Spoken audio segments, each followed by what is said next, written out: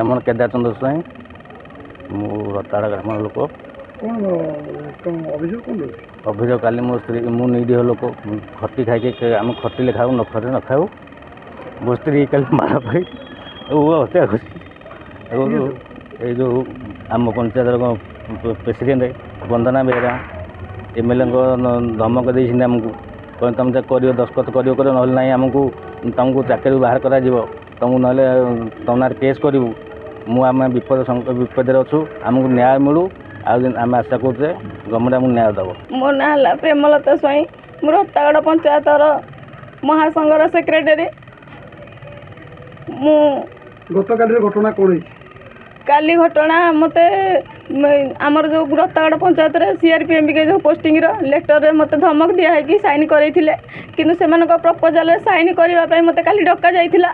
ତା ପୂର୍ବରୁ 10 ତାରିଖ ଦିନ ପ୍ରଭାତ ତ୍ରିପାଠୀ ପୂର୍ବତନ ବିଧାୟକ ବର୍ତ୍ତମାନ ବିଧାୟକଙ୍କ ବାପା ମୋତେ ଧମକ ଦେଇଥିଲେ। ସେଥିପାଇଁ ତାଙ୍କ ଧମକରେ ମୁଁ ଡରିକି ମୋତେ ଡାକିଥିଲେ ଆସିକି ଧମକ ଯେଉଁ ପ୍ରପୋଜାଲରେ ସାଇନ୍ କରିବାକୁ। ମୁଁ ସାଇନ୍ କଲି ନାହିଁ, ଯେହେତୁ ଇଲିଗାଲରେ ମୁଁ ସାଇନ୍ କଲି ନାହିଁ।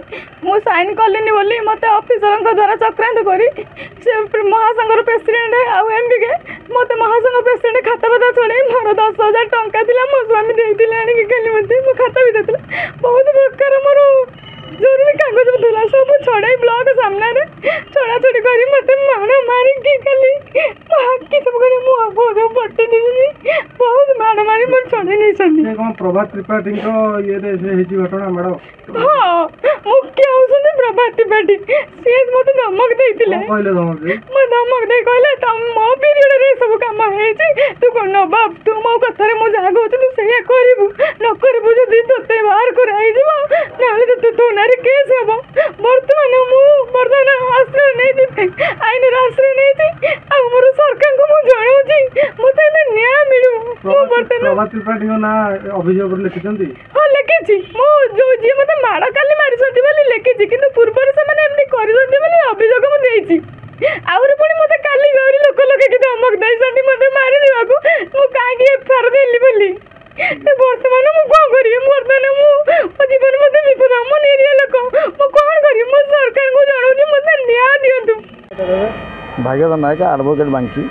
କ'ଣ କହିବେ? ବାଙ୍କି ଅଞ୍ଚଳରେ 2 ଜଣ ମହିଳା ଗଣ୍ଡଗୋଳ ହେଉଛନ୍ତି, ମାଡ଼ଗୋଳି ହେଉଛନ୍ତି ରାସ୍ତା ଉପରେ, ଆପଣ କୋର୍ଟ ପାଖରେ ଅଛି। କାଲିର ଯେଉଁ ଘଟଣା ଘଟିଛି ସେଥିପାଇଁ ମୁଁ ନିନ୍ଦା କରୁଛି। ଏଇଟା ବଡ଼ ନିନ୍ଦନୀୟ ଘଟଣା। ଏଠି ବର୍ତ୍ତମାନ ଚକ୍ରାନ୍ତ କରି ପୂର୍ବତନ ବିଧାୟକ ଯିଏକି ପ୍ରଭାତ ତ୍ରିପାଠୀ ତାଙ୍କ ଚକ୍ରାନ୍ତ ଇସାରାରେ କାଲି ଯେଉଁ ମାଡ଼ ମରା ସର୍ବସାଧାରଣ ମାଡ଼ ମରାଗଲା, ଆଉ ସେଥିପାଇଁ ବହୁତ ମୁଁ ନିନ୍ଦା କରୁଛି। କ'ଣ ଚାହୁଁଛି ଯେ ପ୍ରକୃତ ସେ ମହିଳା ପ୍ରକୃତ ନ୍ୟାୟ ପାଇବା ଦରକାର ଅଛି। ବାଙ୍କିରେ କ'ଣ ପ୍ରଭାତ ତ୍ରିପାଠୀ ଆତଙ୍କ କରୁଛନ୍ତି ନା କ'ଣ? ହଁ, ଚାଲିଛି ସେଭଳି। ବିଜେଡ଼ିର ବର୍ତ୍ତମାନ ବି କଳା ସାମ୍ରାଜ୍ୟ ହଟିନି, ଚାଲିଛି ସେଭଳି ଚାଲିଛି। ପ୍ରଭାତଙ୍କର କ'ଣ ଆତଙ୍କ ନା କ'ଣ? ହଁ, ପ୍ରଭାତଙ୍କର ଏ ଆତଙ୍କ ଏକ ପ୍ରକାର। ପୋଲିସ ତାଙ୍କୁ ନିହାତି ଆରେଷ୍ଟ କରିବା ଦରକାର ଅଛି। ସେ ଲୋକମାନେ ଯାହାକୁ ମାଡ଼ ମାରିଛନ୍ତି ଆରେଷ୍ଟ କରିବା ଦରକାର ଅଛି। ପ୍ରଭାତ ପ୍ରତି ତାଙ୍କ ପ୍ରତି ବି କାର୍ଯ୍ୟାନୁଷ୍ଠାନ ଗ୍ରହଣ କରାଯାଉଛି।